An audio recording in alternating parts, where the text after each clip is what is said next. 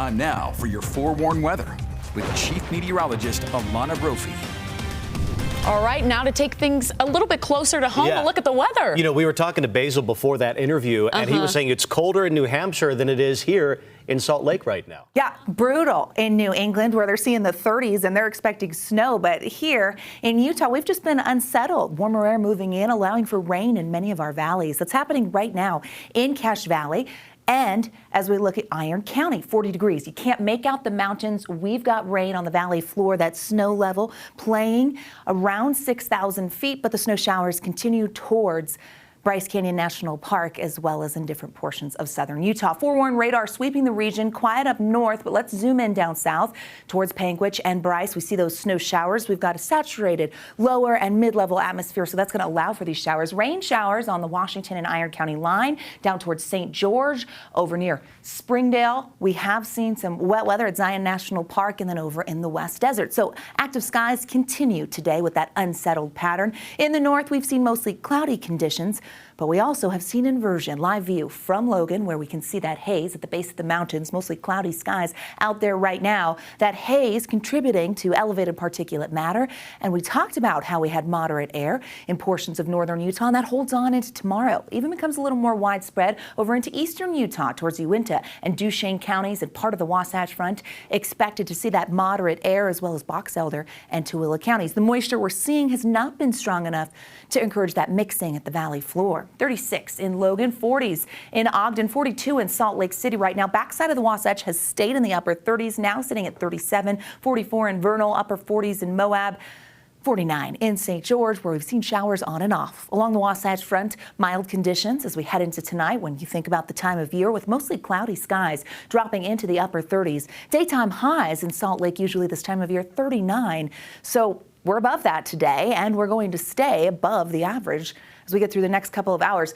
Just looking majestically beautiful in Zion National Park as we have wet weather moving through the low clouds. And when the clouds clear, you actually see that snow line. Ridiculously gorgeous shot. And yes, we have seen that wet weather help us with snowpack, which we desperately needed. It's been a gradual rise for southwestern and south central Utah, both now sitting at 61% of average. We'd like to see a lot more, let's be honest. And as a whole, the state is sitting at 103% of normal, but we're going to start to dwindle as long as we have a quiet pattern. So we want to get rid of that and bring a more active pattern in. And we do that. That system to the south will exit the area, pushing away from the Beehive State. Quiet for our Wednesday, but late Wednesday and into Thursday, we get a storm dipping into Utah. This is going to bring wet weather with tricky precipitation types expected.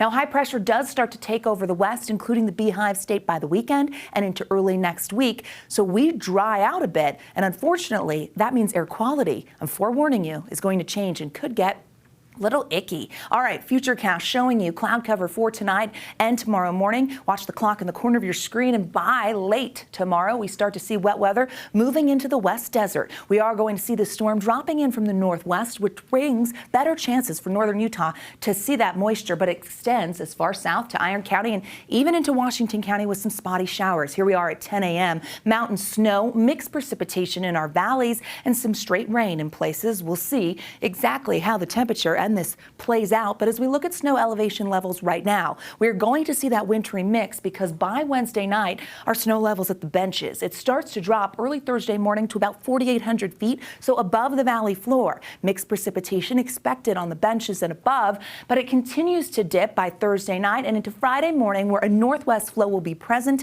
and we could see some snow showers early Friday morning. We'll, of course, keep you posted when it comes to totals. 30s and 40s for those highs tomorrow, 50s in Moab, 54 in St. George, with that wet weather moving into Nevada and eventually the Beehive State by Thursday. Our 7-day reflects that in Washington County, where scattered rain showers are expected on Thursday, and then temperatures start to warm as we dry out. Here's the Wasatch Front. Similar pattern, slight chance tomorrow. We keep it in there because we're saturated. Mix of rain and snow heading into Thursday, but the lingering showers into Friday could be straight snow. It's going to be a sloppy, messy Thursday, giving you that forewarning now. 40s drying out for the weekend, but that's when air quality sneaks up on you and I say, no inversion, go home. We don't want you. No. We don't like you. You can't sit with us. You're not invited. Yeah, we've been enjoying the absence of that. Yeah, it has been really nice. That active pattern does that. Even when we're a little bit unsettled, it helps, but we still have moderate air out there today. So we want to see that cleaned out by Thursday.